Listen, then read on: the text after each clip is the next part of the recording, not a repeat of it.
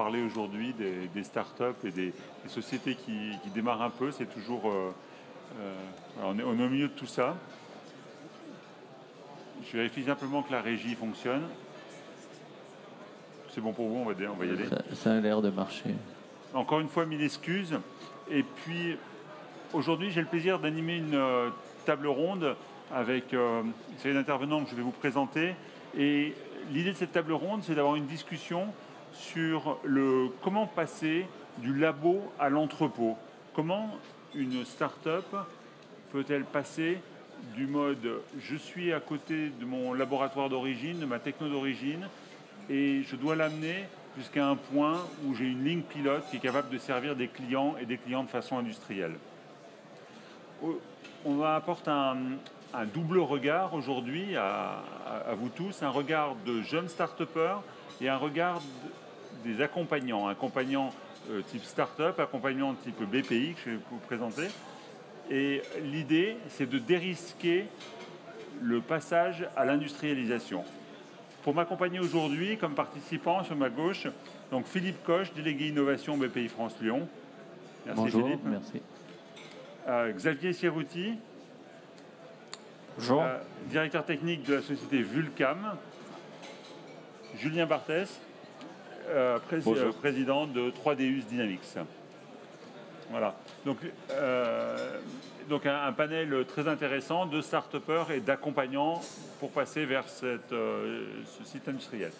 Donc, tout d'abord, je vais vous parler 2 secondes du réseau SAT que je représente en tant que président de la SATT Linxium.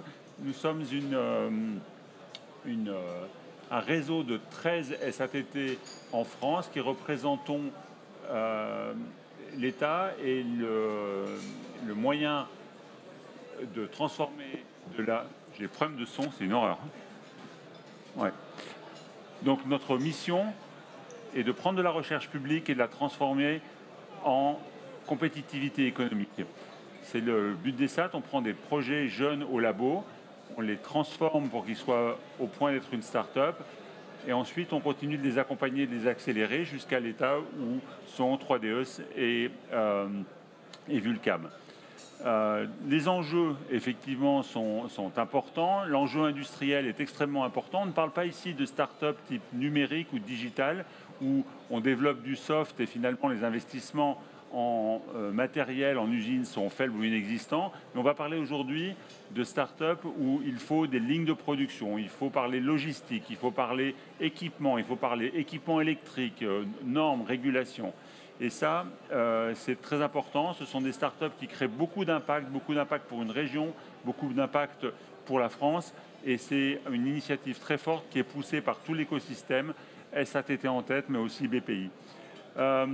Je vais passer la parole à Xavier, directeur technique de la société Vulcam, qui en quelques minutes va nous présenter sa start-up, sa technologie et son laboratoire d'origine. Merci. Vulcam, c'est une start-up industrielle grenobloise qui a été créée fin 2017 et qui compte actuellement une vingtaine de collaborateurs. Donc, Vulcam, elle est spécialisée dans la fabrication de pièces plutôt de petite taille en vulcaloys. Donc, les vulcaloys, ce sont des nouveaux alliages métalliques développés par Vulcam et qui ont comme particularité d'avoir une organisation atomique différente de tous les autres alliages métalliques qu'on peut trouver actuellement dans l'industrie. Et c'est cette particularité qui leur confère à la fois des propriétés supérieures par rapport à tous les alliages métalliques standards, mais aussi des capacités de mise en forme depuis l'état liquide qui sont exceptionnelles. Donc on retrouve au sein de Vulcam une double innovation, à la fois une innovation sur le développement de ces nouveaux matériaux, et à la fois une innovation sur le développement de tous les procédés qui vont permettre de les élaborer et de les mettre en forme, donc par une technique de moulage depuis l'état liquide. Cette double innovation, elle permet à la fois de produire des pièces précises, plus performantes, donc d'aller optimiser les systèmes, de les miniaturiser, mais aussi de simplifier les chaînes de fabrication des produits actuels, des pièces actuelles. C'est-à-dire qu'en une étape de moulage, on est capable de venir produire des pièces qui actuellement nécessitent une multitude d'opérations de fabrication Si on prend un exemple, typiquement dans l'instrumentation médicale, ça veut dire qu'on est capable de venir produire une pièce en une étape, là où les pièces actuellement sont produites en une quantité importante d'opérations et du coup, pour cette raison, ont été délocalisées. Là, la solution Vulcam va permettre de relocaliser cette production de par la simplification de ces chaînes de fabrication et tout en étant compétitif, bien évidemment. Xavier, quel est votre laboratoire d'origine? Oui.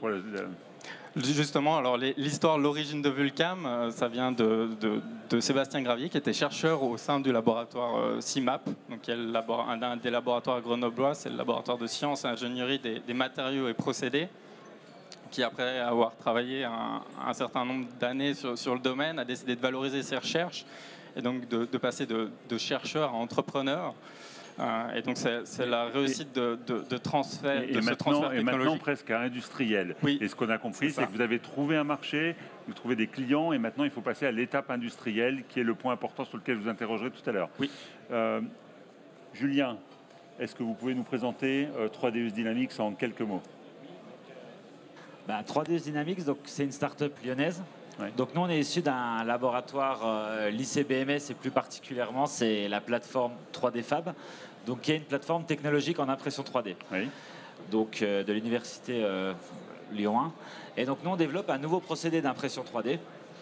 En gros, pour résumer, sans trop rentrer dans la technique, ce qu'on s'est rendu compte sur l'impression 3D, c'est qu'il y avait vraiment une barrière entre, on va dire, l'aspect prototypage que tout le monde connaît et vraiment l'aspect passé à des applications industrielles.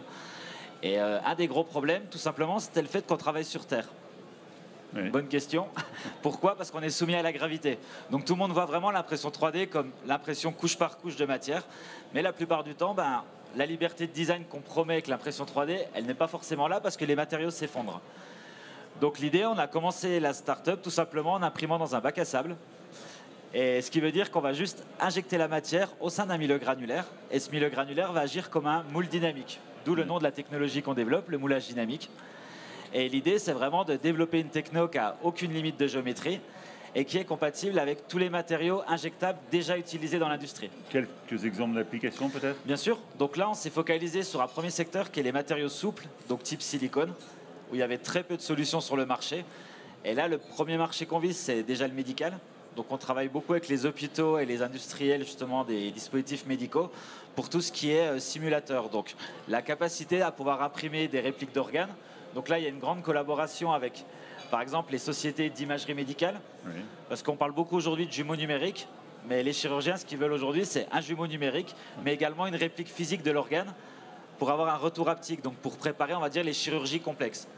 Et tout ça, ensuite, ça nous amène à pouvoir développer également des implants patients spécifiques parce que les matériaux sont déjà validés au niveau réglementaire. Ouais. On en parlera un petit peu plus, oui. Mais pareil, vous êtes à un moment de la vie de votre société où il va falloir passer à une étape plus industrielle, plus de volume, plus de production.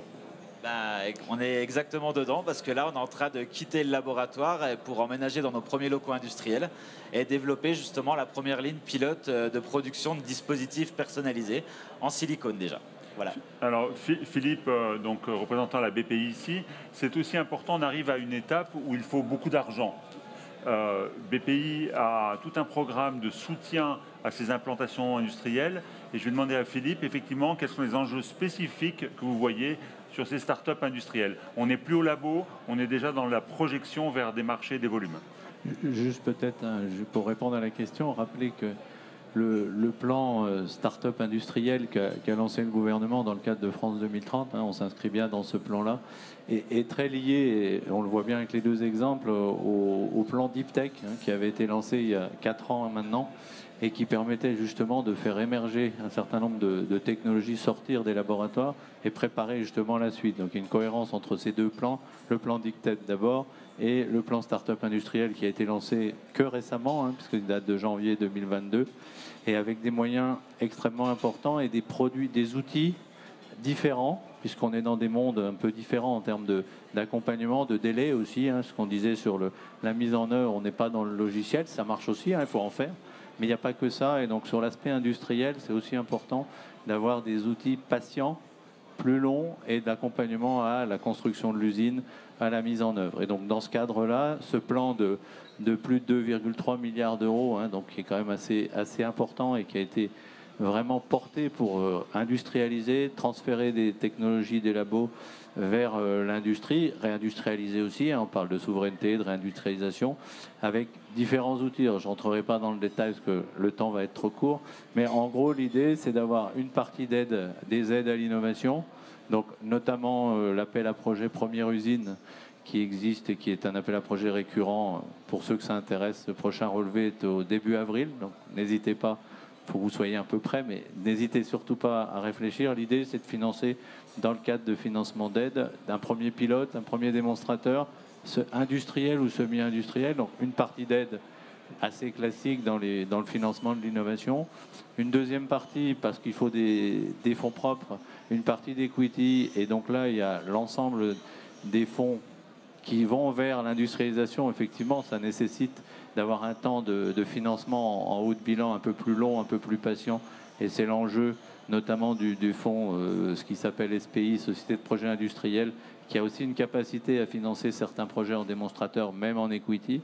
Et puis un troisième volet qui est assez classique dans le financement de l'innovation, des aides, des fonds propres et de la dette. Et dans le cadre de la dette, l'enjeu, c'est de dire qu'il faut faire des prêts plus longs, donc pour vous laisser le temps de construire, d'installer la ligne. On parlait des délais d'approvisionnement, qui est un sujet aussi. Donc laisser le temps de construire la ligne, de démarrer la première production, de commercialiser. L'enjeu, c'est de trouver les clients aussi et de pouvoir rembourser après les prêts. Et donc il y a un prêt Nouvelle Industrie qui a été lancé dans le cadre de ce plan Start-up industriel, qui permet d'avoir une durée de 15 ans de prêt, avec des différés de remboursement de 3 ans. Donc, sans rentrer dans le détail, c'est des prêts suffisamment patients et ça permet aussi d'emmener la place bancaire avec nous sur l'ensemble de cette stratégie de développement. Donc voilà un enjeu global sur des aides, des prêts, de l'equity pour pouvoir justement accompagner la Deep Tech à financer la préparation, le lancement, et la partie start-up industrielle complète l'enjeu national, hein, qui est un vrai enjeu national sur le sujet, de redévelopper l'industrie et de réinstaller des usines. Juste un chiffre pour finir, mais j'en donnerai d'autres tout à l'heure. L'enjeu national, hein, c'est de recréer 100 nouveaux sites industriels par an à l'horizon 2025. Donc c'est demain. Le temps de les mettre en œuvre, de les construire, c'est carrément demain.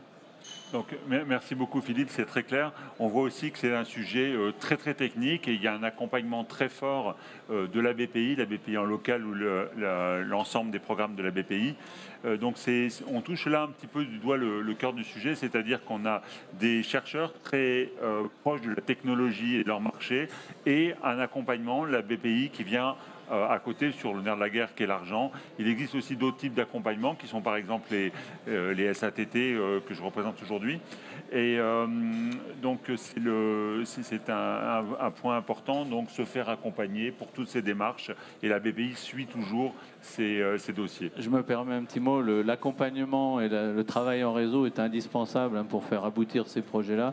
Il y a l'aspect technique, il y a plein de dimensions dans un projet industriel, donc les réseaux de SAT notamment permettent l'accompagnement. Les diagnostics qui existent avec des consultants externes thématiques permettent aussi d'accompagner et de monter au mieux tous ces différents financements dont j'ai parlé juste avant. Xavier, de façon très spécifique, en tant que directeur technique de Vulcam, quels sont les défis que vous voyez dans la prochaine étape de Vulcam, qui est vraiment une étape d'industrialisation? Encore une fois, on ne parle plus de laboratoire, on parle de production et d'être capable de livrer des clients en quantité, en volume, contre l'argent bien évidemment. Et ben, du coup, nous c'est vrai qu'on est en plein dedans, on est en pleine phase d'industrialisation. On a pour projet de se doter de notre premier site de production, Donc on a déjà la chance d'avoir trouvé le terrain. C'est un site de production qui sera implanté sur la zone d'activité du Verseau, donc en Isère. Est-ce que trouver le terrain, ça a été une grosse difficulté? Est-ce que le foncier est un point majeur? C'est un point majeur. Je sais que nous, quelque part, on a eu la chance on a eu cette opportunité de trouver un terrain, ce qui n'est pas forcément facile pour toutes les startups. Ouais. Donc c'est vrai que nous ça a été un vrai plus, et que c'est un sujet qui reste compliqué pour un bon nombre de startups. Donc nous c'est vrai qu'on a trouvé ce terrain. On a pour projet, donc l'usine devrait sortir de terre en 2024. Elle fera environ 2500 mètres carrés. On va pouvoir implanter une trentaine de machines, à la fois les machines de nouvelle génération de Vulcam, mais aussi des machines standards qu'on va pouvoir internaliser. Et on a prévu, associé à cette mise en place de c'est la partie terrain. Après, qu'est-ce que vous avez imaginé derrière? Parce que c'est la première pierre, c'est toujours très excitant, mais après, première machine, comment on la rentre dans l'usine? Est-ce que le portail est assez large? Est-ce que le camion pourra prendre le virage? La logistique, le stock, et comment on gère tout ça? Oui. Donc c'est vrai qu'il y a différents besoins associés à cette phase d'industrialisation. Il y a des besoins... La mise en place d'un site de production, ça nécessite du temps, parce qu'il faut construire les usines, il faut mettre en place les machines, ça nécessite des investissements. Donc c'est là où toutes les aides de financement sont importantes, que ce soit par exemple avec l'appel à projet première usine, le prêt nouvelle industrie, mais il y a des besoins autres, c'est-à-dire qu'on a besoin de se faire accompagner à la fois dans la phase d'industrialisation. Vulcam a pu bénéficier notamment d'un diagnostic amorçage industriel, c'est-à-dire de se faire accompagner d'un expert du domaine qui nous a aidé à définir notre stratégie industrielle, à la déployer. Et d'ailleurs, on continue de travailler avec cette personne. Ça a donné lieu à une collaboration. Et il y a beaucoup d'autres sujets comme ça où les startups ont besoin de se faire accompagner. Qui dit mise en place d'un site de production va nécessiter du coup des embauches. On prévoit de tripler nos effectifs dans les 3 ans après la mise en place de cette usine. Ça va une augmentation d'activité, ça veut dire un accompagnement à la fois sur la gestion de la partie des ressources humaines, sur la supply chain, sur la performance opérationnelle. Et notamment, il y a aussi des missions d'expertise, conseils qu'il est possible d'avoir. Et je pense que c'est des points essentiels pour répondre aux besoins des startups industrielles dans leur projet d'industrialisation. Bien, Julien, pour 3Deus Dynamics, c'est à peu près les mêmes choses, les mêmes enjeux, ou est-ce qu'il y a des différences dans votre cas? Non, le gros du travail reste toujours trouver le lieu. Ça, c'est quelque chose...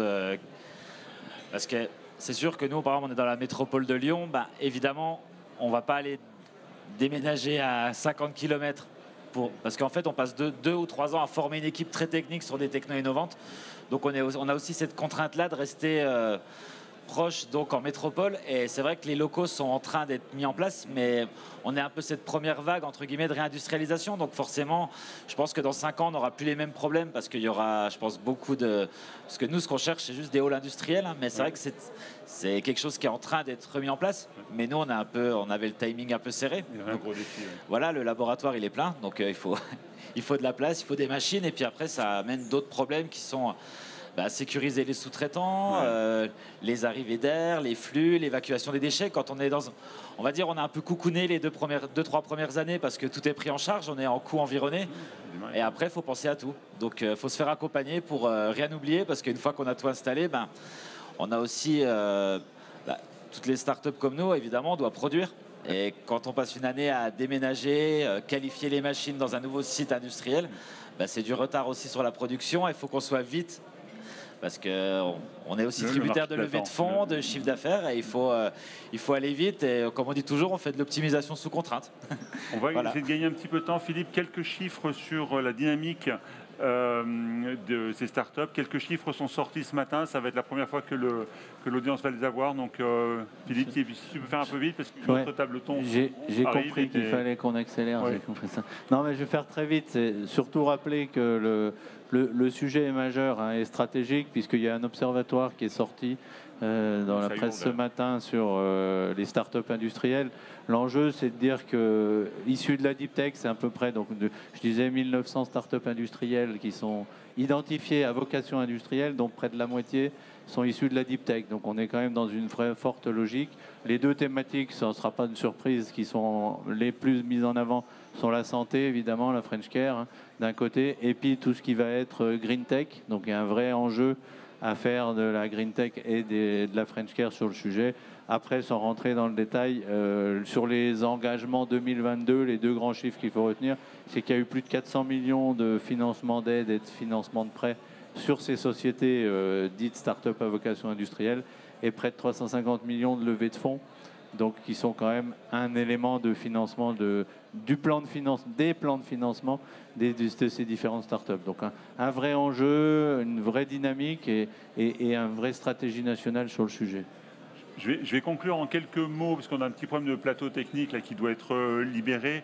Je pense qu'on a essayé de montrer que l'importance, que le passage du labo à l'entrepôt, donc à la ligne pilote vraiment, puis à la ligne industrielle, était un passage clé pour la start-up. Ça demande du financement, ça demande de l'accompagnement, ça demande encore une fois de l'accompagnement pour éviter les erreurs, gagner du temps.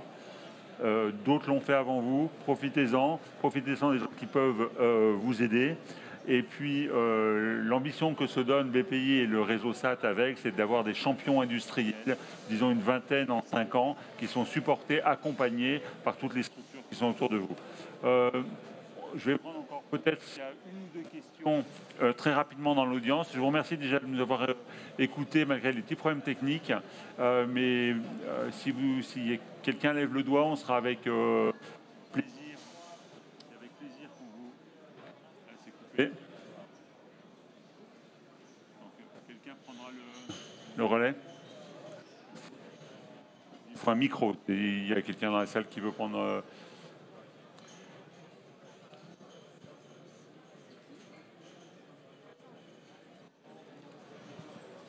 Bonjour, merci beaucoup pour la vision d'ensemble et la diversité en fait donc des avis. J'ai une question pour Xavier. Donc là en fait sur la création en fait donc de vos locaux, si vous avez parlé en fait donc vous allez recruter en fait énormément. Donc il y a des nouveaux métiers en fait qui vont se rajouter, notamment la supply chain, etc. pour donc gérer le produit de A à Z. Comment en fait donc vous voyez ça? Est-ce que vous avez besoin d'un accompagnement spécifique sur cette partie? Est-ce que c'est déjà mis en place? Comment vous avez en fait donc traité cette partie? On a travaillé du coup pendant le diagnostic amorçage industriel avec notre expert sur la définition de la stratégie industrielle. Associé à ça, on prévoit du coup l'évolution à la fois en termes d'effectifs et les besoins en termes de structuration, de capacité de fabrication. C'est quels vont être les flux de physique, les flux matières à gérer, quels vont être les flux d'informations associés. Donc tout ça, c'est calculé. On a des petits modèles qu'on prédit. Associé à ça, il y a une organisation qui se met en place tout autour de ça. Et couplé à ça, il y a plutôt la partie, disons, transverse, il y a la partie ressources humaines. Et là aussi, là, on va avoir un besoin de se structurer, d'être accompagné sur ces points qui sont importants. Pour le moment, on a travaillé beaucoup sur la partie industrialisation et gestion des flux, de l'organisation de la production, en gros. Et il va y avoir toute la partie structuration qui va se faire aussi en parallèle sur la partie plus ressources humaines et le reste des développement commercial, etc. Merci beaucoup. On va rendre le plateau technique. Merci de nous avoir écoutés. On est à votre disposition sur le côté pour répondre à plus de questions si vous en avez besoin.